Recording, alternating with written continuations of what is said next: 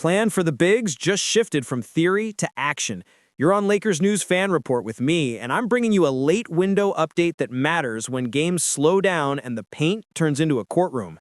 I'm going to show you why the front office narrowed its sights to one very specific center archetype that doesn't need plays called to change outcomes, how that profile plugs directly into what our coaches already run on both ends, what the real price looks like under the new apron era, and where the risk lives so we don't kid ourselves.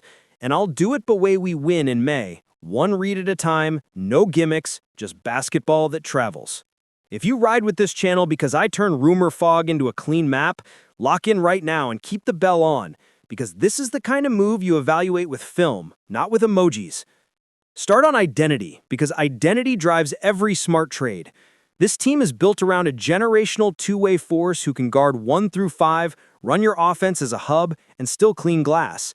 But the calendar is real, and the responsibility load needs relief. We need vertical spacing that buys easy points without stealing touches. We need a second shot blocker who erases layups and keeps our star out of foul trouble.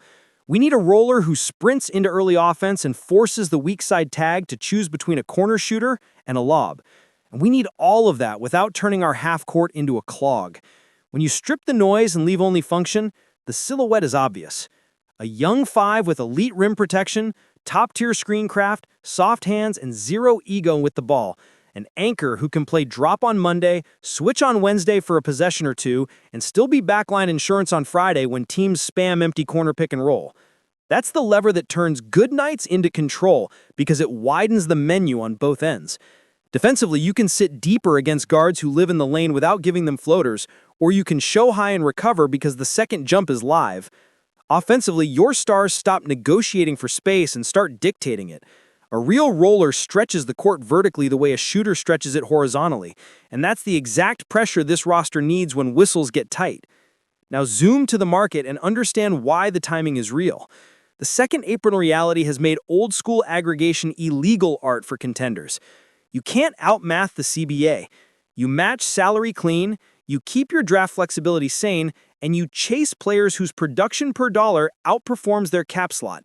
And that's where a cost-controlled young rim protector is the crown jewel. Low cap today, bird rights tomorrow, restricted free agency control next summer so you decide the number, not the market. Translate that to us. A deal like this would likely be built around a veteran salary slot for matching, a young piece another team believes can grow in their timeline, plus real draft equity and smart protections. It hurts, it should hurt, but you pay for certainty at premium positions, and a true rim anchor is a premium position. I want you with me on the floor now because scheme fit is why I'm even talking to you tonight.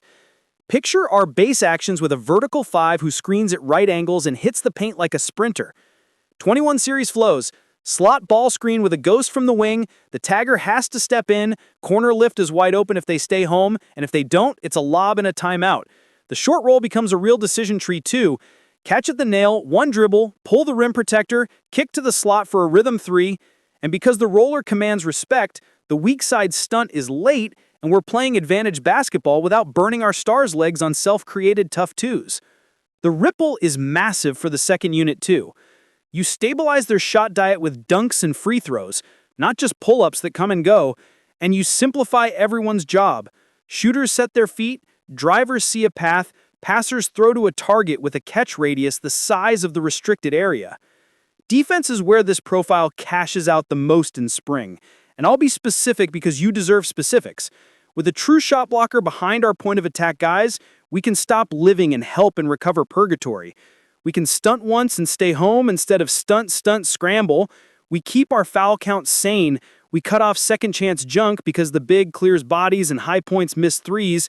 On ATOs, we can live and drop for the mid-range merchants, chase shooters over the top and let the length erase the floater. And when opponents downsize, this archetype doesn't get played off the floor. He runs, he switches for a possession, he contests at the rim without needing the whistle, and that balance keeps our rotation stable. Now let me put a pin in risk because grown-up conversations included. Young rim protectors come with two common flags: defensive discipline when baited by pump fakes and finishers who foul hunt, and offensive spacing when the lane is crowded against teams that pack paint. That's where coaching and role clarity matter. We teach verticality, we teach two-hand contests instead of swipes. We teach late, not early on rotations so you can test shots, not pass fakes. And on offense, we keep them in true dunker spots when the ball is in the slot. We use deep seals after driving kick to turn help into putbacks, and we never let them camp at the nail clogging driving lanes. That's usage, not magic. Cap mechanics quickly because I know this audience and you want the math clean. Second apron teams can't aggregate salaries or take back more than they send out. Pick flexibility gets handcuffed if you live above thresholds. Hard cap toggles matter based on timing. So a move like this is built to be legal on day one and playable on game one. You don't punt rotations into December that make a spreadsheet happy. You make the spreadsheet match the rotation. And that's why the ask would be real. Cost-controlled production is gold, and you pay in picks for the right gold.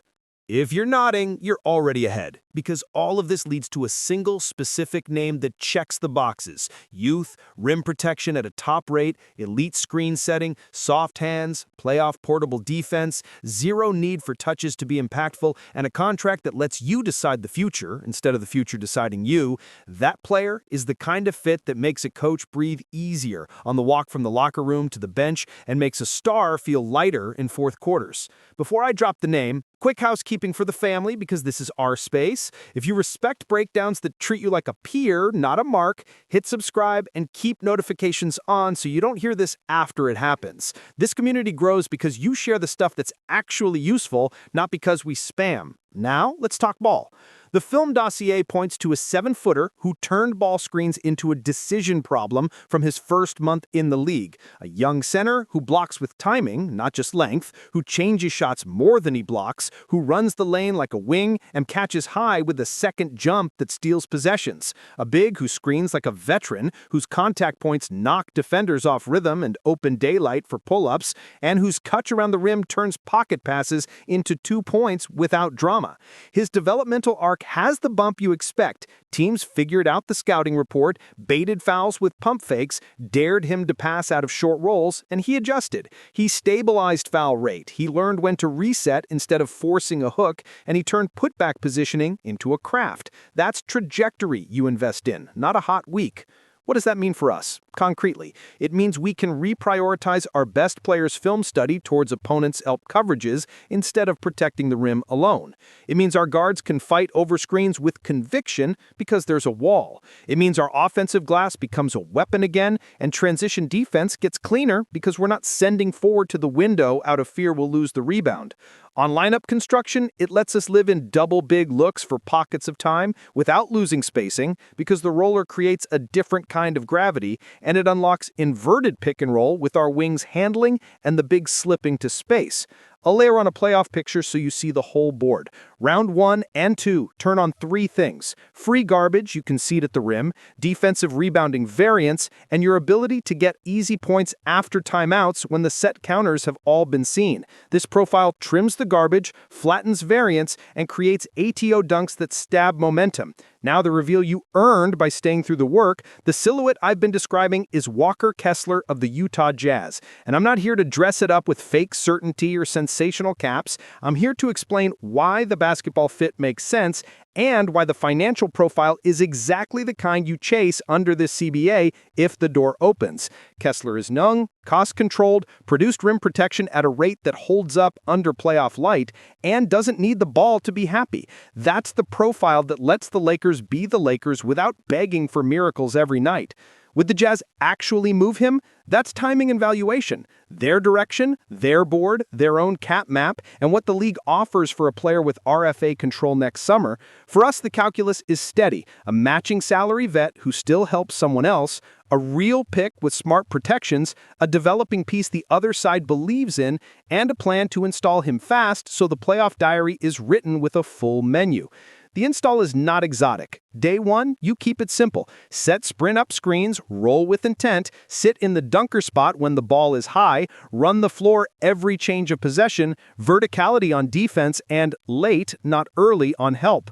Day 7, you add short roll reads, empty corner actions, and some Spain alignments to punish aggressive traps on our stars. Day 20, you have matchup-specific tweaks for the elite wings we'll see late. You understand their pet actions. You take away the first read with length, and you make their second read slow because they feel the shot blocker behind them. That's how a regular season upgrade becomes a postseason weapon. A word on extension planning. Because smart fans ask, acquire now and you own bird rights plus matching rights next summer. You negotiate from knowledge, not projection. You peg the AAV to what the role is in our ecosystem, not what a desperate team would pay in July. You structure bonuses towards availability and team success. You keep flexibility without insulting the player or the room. And that balance is how contenders stay contenders. What's the worst case? That the price to acquire balloons in a bidding war, or the fit lags through December? If the price turns reckless, you walk. If the fit lags, you recalibrate usage and trust coaching to close the gaps. None of that breaks the thesis because the thesis is about the right tool for the job we actually have.